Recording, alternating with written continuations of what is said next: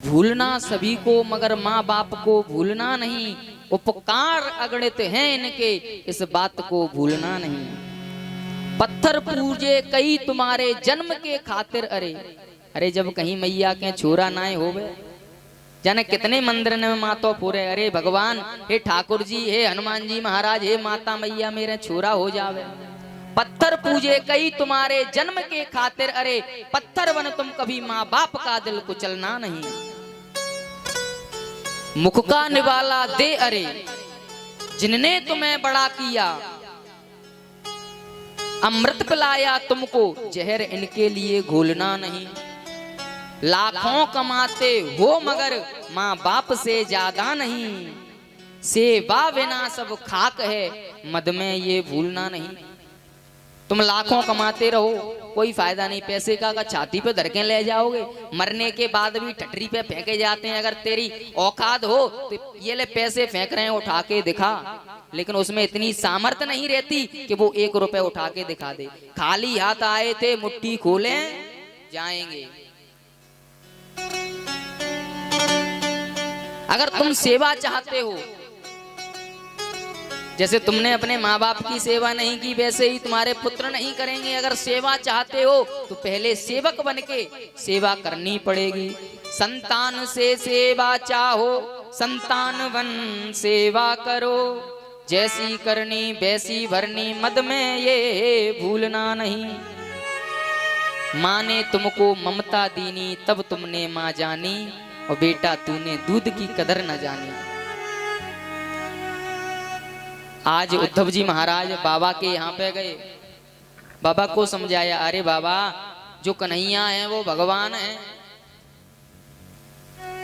आप अपना काम करो, ज्यादा उसका ध्यान मत करो। बाबा ने कहा, लाला तू एक बात बता,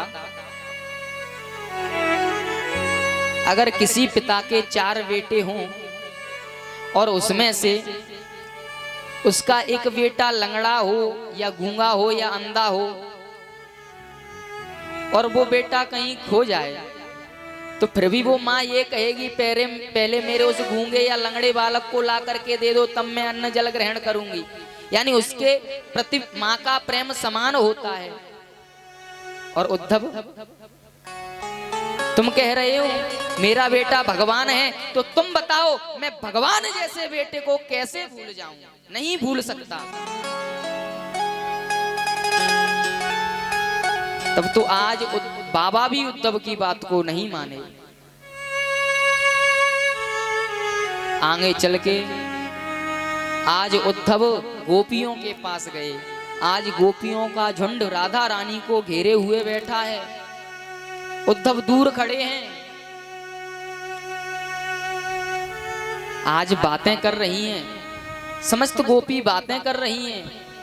एक गोपी कह रही है, अरे राधे, आज कन्हैया मेरी सपने में आए। कहा क्या कह रहे थे कन्हैया? कब बोल रहे थे, अरे भाभी मोकू माखन ना खिलावेगी का? एक गोपी बोली, अरे आज मेरे भी कन्हैया सपने में आए। क्या कह रहे थे? कि मेरी चुनरी को खींच रहे थे। एक ने कहा, मेरे भी सपने में आए। क्या कर रहे थे? बोल रहे थे, भाभी हमने माखन ना खिलावेगी का। इस प्रकार से अपने अपने स्वप्न के बारे में समस्त गोपी बता रही है। एक गोपी ने कहा, अरे राधे, तुम्हें सपना नहीं आया क्या?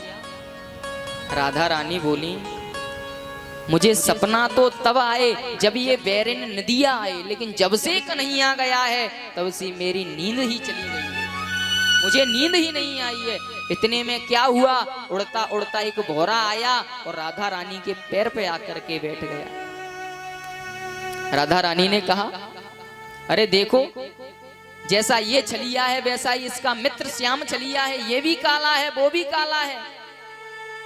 ये भी अनेकों पुष्पों से पराग ले लेकर के फरार हो जाता है। भौरे का काम क्या है? इस पुष्प से रस लिया और उस पे बैठ गया, उससे रस लिया उस पे बैठ गया। यही काम कन्हैया का है। अरे उसने मीठी मीठी तोतली बातों में बलि को छन लिया, मीठी मीठी बातों में बाली का वध कर दिया।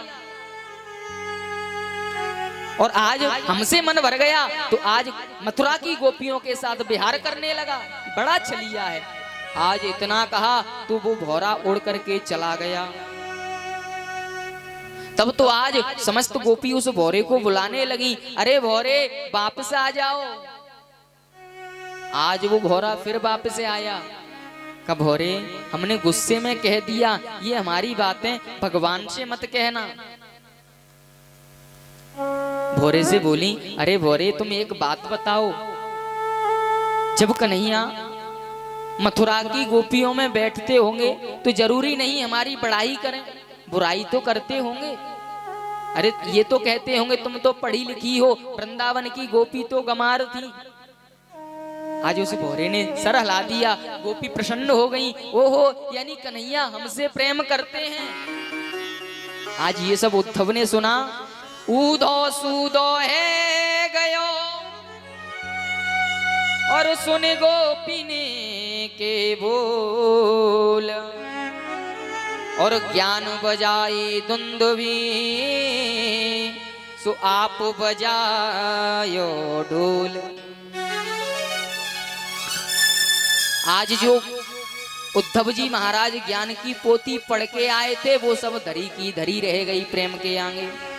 पाती लेके शाम की उद्धव जी गए आए, पाती राधा के तुरत दीनी हाथ थमाए, पाती